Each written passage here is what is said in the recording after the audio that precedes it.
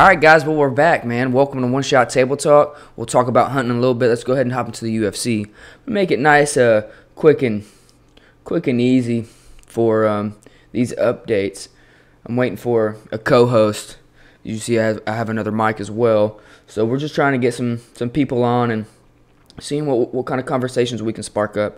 But we'll go ahead and talk about this weekend, this coming up weekend, February 12th, Houston, Texas, baby, at the Toyota Center. We got UFC 271, Israel Adesanya and Robert Whittaker. I mean, Robert Whittaker is pretty much like Stylebender's arch nemesis, you know what I'm saying? So, I mean, the last time they fought, Robert put it on him. So it's going to be a very interesting fight to see, to watch. No, I won't be at the no, I will not be at the event. I'll be watching it from my house. But, man, maybe next time they come to Houston, I'll go. On the undercard, though, they got Derek Lewis versus Bam Bam. Come on, man. Tuivasa. I mean, I don't want either of them to lose, you know. I don't want Big D to lose, and I don't want Bam Bam to lose.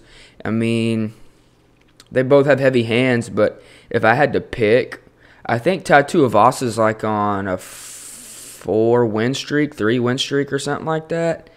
And Derek Lewis, you know, he just has those heavy hands. So if I had to really pick, I would probably go with Derek Lewis. But it's so iffy, man, because, you know, Bam Bam, he does the shoeies. He's with the Nelk boys. It's a cool deal. But underneath that, we got Jared Cannonier versus Derek Brunson. So Jared Cannonier is coming towards the end of his career. I think he's like 39, 38. And he still wants to make money. And he said in one of his last fights that, you know, he didn't have enough money to retire. So he's going to keep fighting.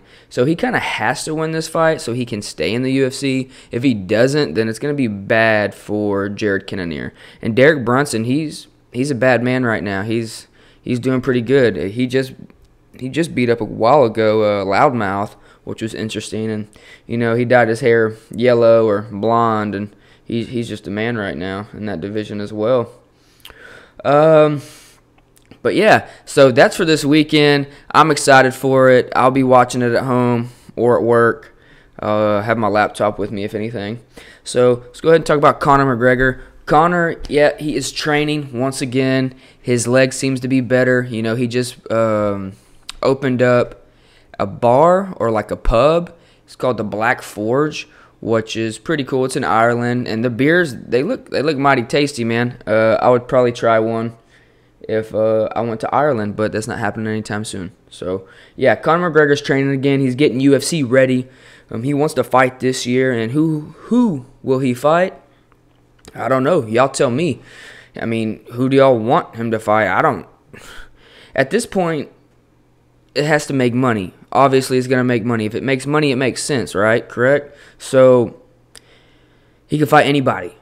Shit, he'd go to heavyweight if he wanted to, but we know that's not going to happen. So, I think he might do the Dustin thing again, but if he doesn't, shit, he'll go up to welterweight and freaking, you know, fight one of those smaller welterweight guys. You know, so, but yeah, Conor's training. He's doing good. We might put a little video of him training up by me. But yeah, so, but UFC 273, April 9th, you got Peter Yan versus Aljamain Sterling.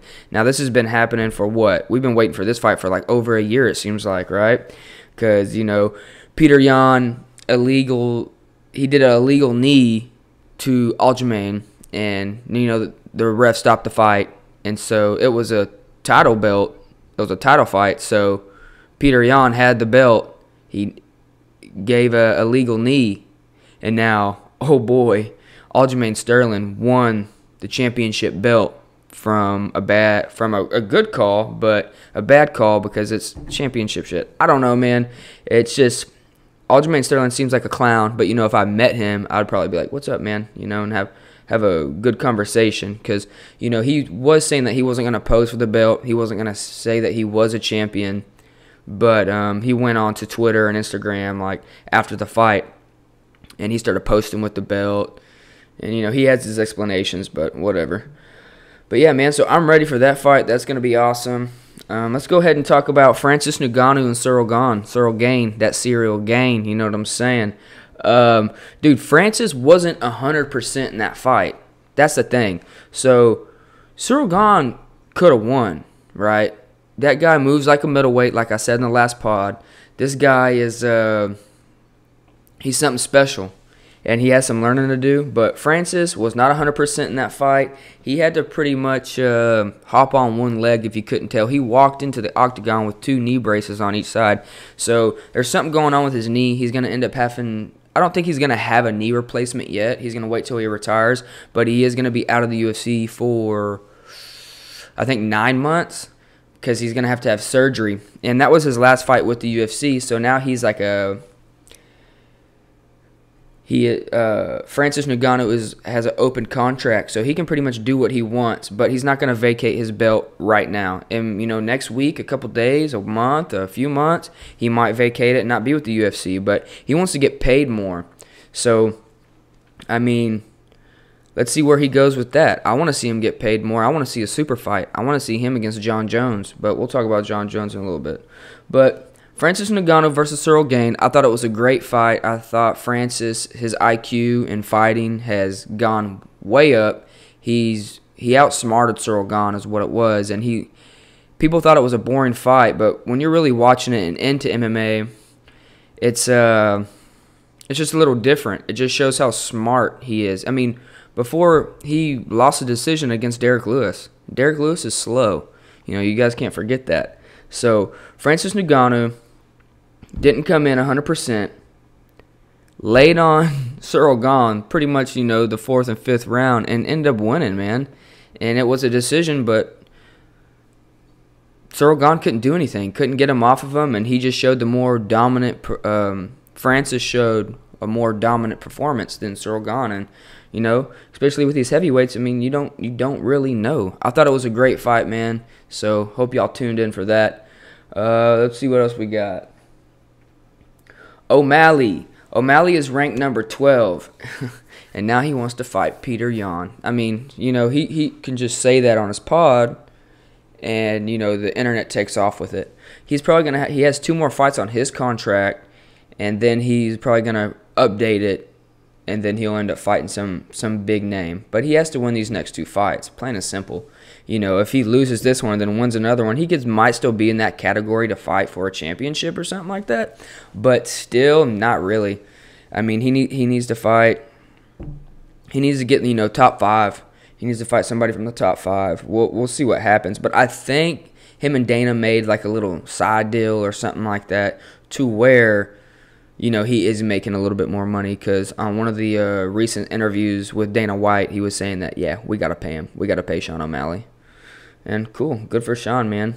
I think Sean O'Malley is going to be coming out to Houston this weekend. I'm not 100% sure, but I heard him saying on one of his pods that they're going to come out.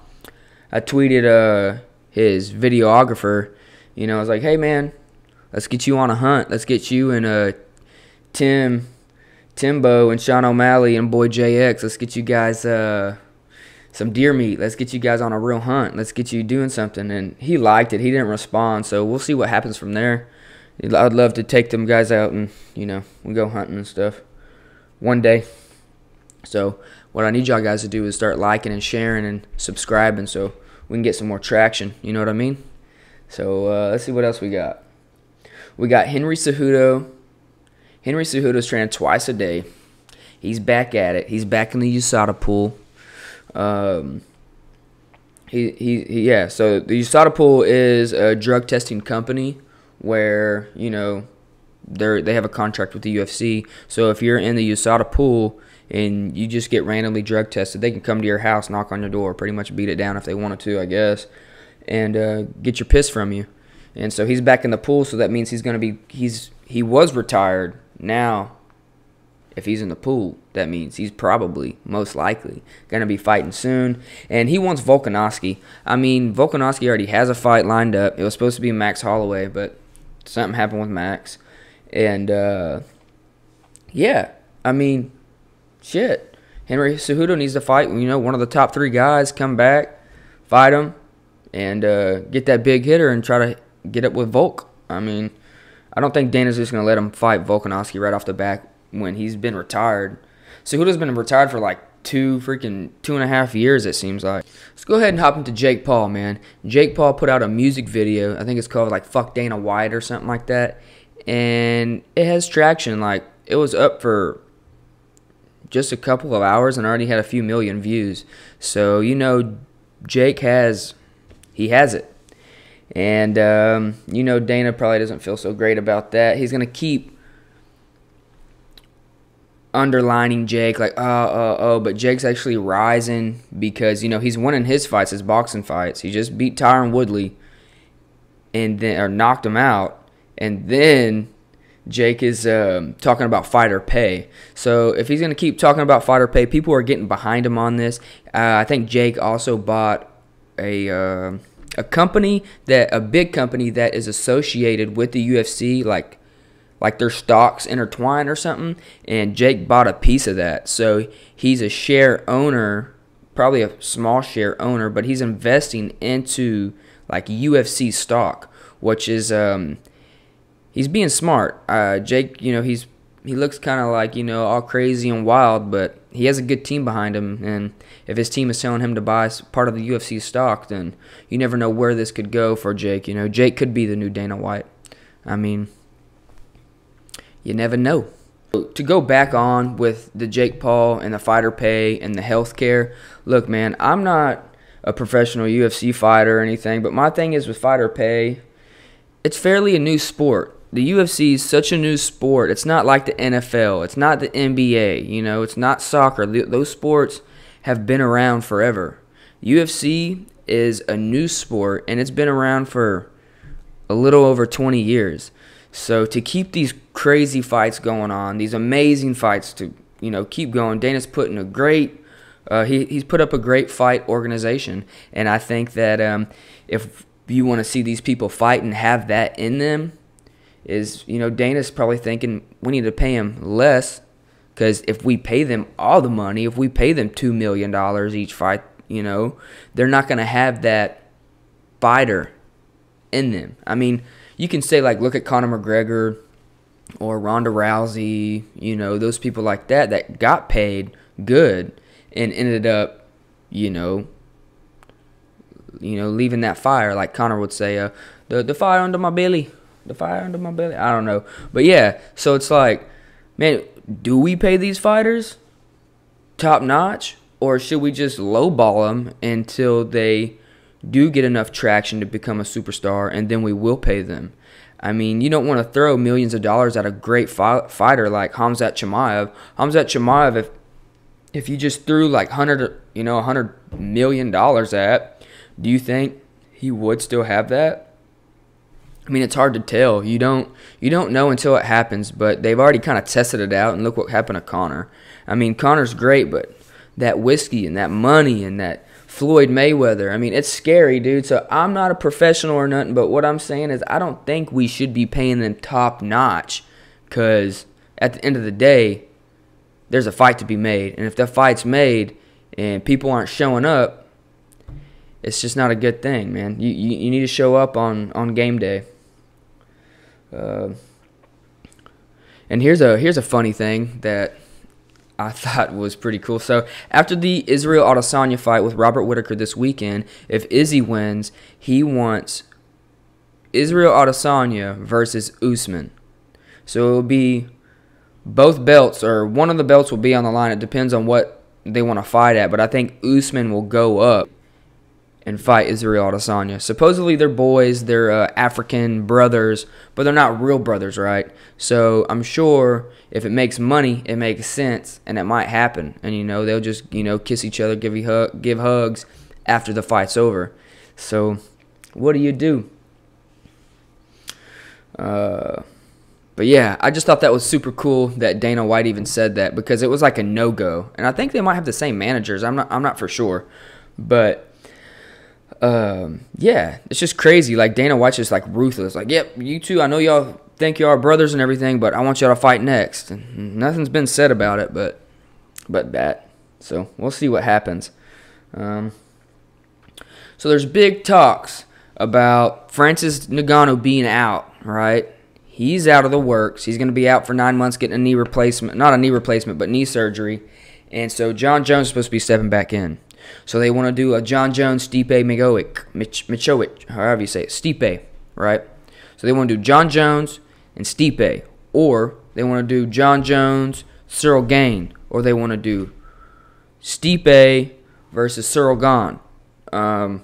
Either or, but John Jones, I think, should be in the picture so he can prove to everybody that, he can beat these heavyweights. And then after that, when Ngannou comes back, have a real super fight. So, we'll see what happens, man. I'm excited for that, but that's a whole year from now. So, we never really will know, right? So, Dan Hooker is not only losing fights, right? Taking him from, 2 weeks' notice and everything. Dan Hooker's moving from lightweight to featherweight. So, he's going to be skinny. And he's like 6 foot something, I think. He's a kind of a tall guy. For him to go down to featherweight is a kind of a big deal. But he'll be facing, who is that? He'll be facing Arnold Allen March 19th at featherweight. So that's going to be exciting. Hopefully he'll be able to stay in that weight class and make that weight and, maybe become a champion there. I mean, you never know, So we'll see. And we got George Masvidal versus Colby Covington. The long friendship broke, you know what I mean? And now they're enemies. And, a lot of it I just think it's for play, but they be saying some crazy, wild stuff. So you never really know if it's true or whatever they're doing is real. But, yeah, Masvidal released some old audio from when they were boys back in the day, and it's supposed to make Colby look stupid or look like a bitch. I might play it for you guys. I listened to it earlier. It's just stupid, honestly. But I guess it'll hype the fight up. We can't forget about Masvidal, man. He fought Darren Till, knocked him out. He fought Nate Diaz, won. Made Nate Diaz just look, like pretty much trash. And then, Nate, my eye got cut, man. I was ready to turn it up. Okay. And we also can't remember, man, when he won, he got the BMF belt. He's the baddest motherfucker, So maybe the BMF belt will be on the line as well, which I'm sure Colby will be asking. But so Colby fights Usman, right? They always have a great war together. They fought twice, great war. Now you got Masvidal fighting Usman. Usman knocks Masvidal out.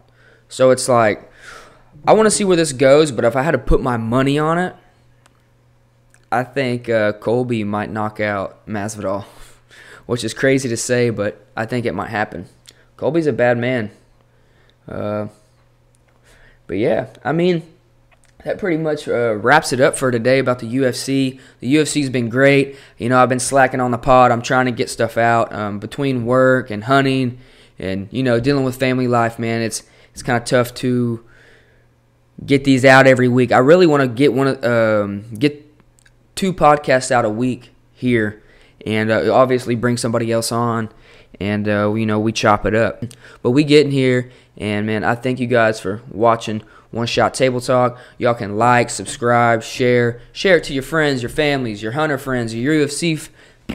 Share it to everybody you know. Just go ahead and destroy the like button, destroy the share, and make sure you tell your friends to subscribe too, because if the goal is views and to get better at this, It takes, it's hard to talk to yourself, you know what I'm saying? But it takes real balls to get up here and, just keep going. So, man, I appreciate you guys watching, and we'll be seeing y'all next time.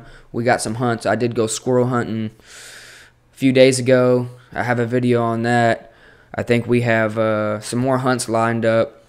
Might shoot an all-dad. What else we got? Yeah, man, we got a few things lined up, but I'll let you guys know. And let me go get my baby boy real quick. We got a new member of the family, by the way. Okay. Here's my baby boy. Ooh. This is my baby boy, Champ Shot. He's a new member of the family. Say hi, Champ Shot. Oh. He said hi. He's Tata. Yeah, he's a little tired, but this is our new baby. Him and Callie were playing, and Callie stepped on him. and now he has a hair fracture right above his paw. It happened about 2 weeks ago. He's tough and he's strong, so he's going to make it through. I just got to watch, Callie and him being together. And he'll get his cast off in 2 weeks. Okay, well, everybody, thank you guys for being here. Thank you for watching, subscribing, liking, and sharing. And we'll see you guys next week. Peace.